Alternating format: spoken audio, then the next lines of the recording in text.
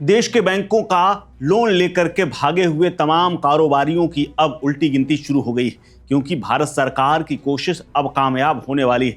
देश के भागे हुए बड़े आर्थिक अपराधी कभी भी वापस लाए जा सकते हैं और इन्हीं प्रयासों को बल देती हुई एक बड़ी खबर सामने आई है। दरअसल दिल्ली में ब्रिटेन की क्राउन प्रोसिक्यूशन सर्विस के यानी सीपीएस की एक टीम दिल्ली की तिहाड़ जेल होकर के गई और उसने बाकायदा निरीक्षण करके ये देखा है कि क्या भारत से भागे हुए तमाम कैदियों की, जो कि हाई प्रोफाइल, जिन्होंने हजारों करोड़ रुपए भारत का दबा रखा है, उनको वापस भेजा जा सकता है या नहीं, क्या उनके लायक यहाँ की जेल है या नहीं।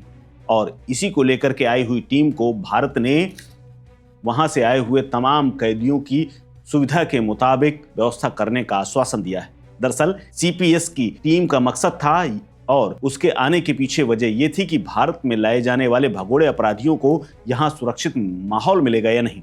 सूत्र बताते हैं कि सीपीएस की टीम ने तिहाड़ जेल की हाई सिक्योरिटी वार्ड का दौरा किया, वहां मौजूद कैदियों से बातचीत की। भारतीय अधिकारियों ने ब्रिटिश टीम को यह भरोसा दिलाया है कि यदि जरूरत हुई तो जेल में खास तरह की व्यवस्था की जाएगी, खास तरह का इंक्लेव बनाया जाएगा, यानी नया कमरा बनाया जाएगा, कैदियों को नई व्यवस्था दी जाएगी जहां हाई प्रोफाइल आरोपियों को सुरक्षित रखा जा सकेगा। दरअसल कुछ भगोड़ों ने ये बात विदेश में जाकर के कोर्टों में कही थी कि भारत की जेलें सुरक्षित नहीं हैं और उनकी जान को खतरा है, इसीलिए सीपीएस की टीम यहां आई है।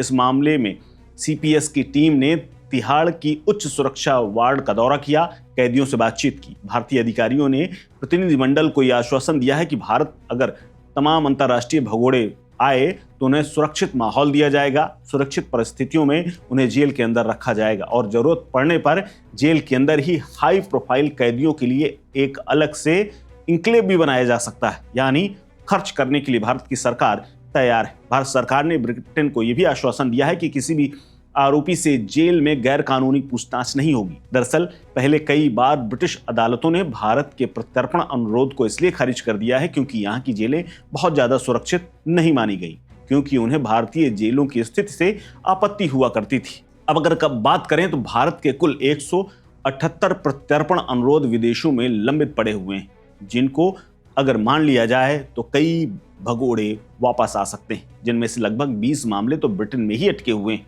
जिनमें हथियारों के सौदागर और खालिस्तानी नेटवर्क से जुड़े हुए कई नाम भी शामिल हैं। जुलाई 2025 में विदेश सचिव विक्रम मिस्त्री ने यह कहा था कि भारत लगातार ब्रिटेन सरकार के सामने अपना पक्ष रख रहा है ताकि वहां रह रहे भगोड़ों को कानूनी प्रक्रिया के तहत भारत में वापस लाया जा सके।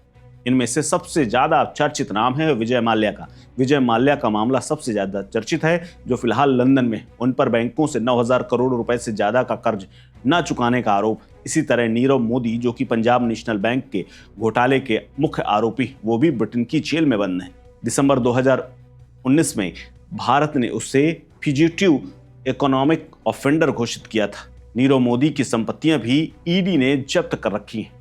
ब्रिटेन की अदालत ने पहले ही प्रत्यर्पण को मंजूरी दे दी है और अब सिर्फ बात जेल में रखने की है। यह निरीक्षण ब्रिटिश अदालतों द्वारा पूर्व में उठाई गई बार बार आपत्तियों की पृष्ठभूमि में किया जा रहा है, जिन्होंने जेल की स्थितियों का हवाला देते हुए भारत के प्रत्यर्पण अनुरोधों को खारिज कर दिया गया था। अब इन बाधाओं को अगर दूर कर लिया गया तो वो दिन दूर नहीं जब बड़े बड़े भगोड़े वापस भारत की जेलों में बंद होंगे। भारत ने गारंटी दी है कि हिरासत में किसी भी आरोपी से अवैध तरीके से पूछताछ नहीं की जाएगी। इस वक्त मौजूदा दौर में 178 प्रत्यर्पण अनुरोध तमाम अलग अलग देशों में लंबित हैं और इन्हीं में से कई बड़े आरोपी भी हैं। माना जा रहा है कि अगर सीपीएस ने मंजूरी दे दी तो उसके बाद कई भगोड़ों की शामत आ जाएगी और उन्हें वापस भारत की जेलों में ही दिन काटने होंगे। इस खबर में फिलहाल इतना ही। अपडेट्स के लिए बने रहिए वन इंडिया हिंदी के साथ। नमस्कार। Subscribe to One India and never miss an update. Download the One India app now.